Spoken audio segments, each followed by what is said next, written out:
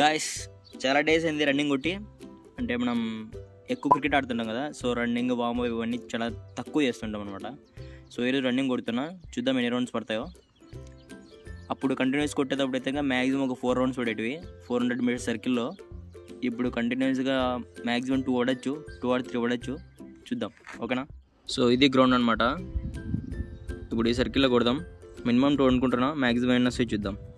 Let's go.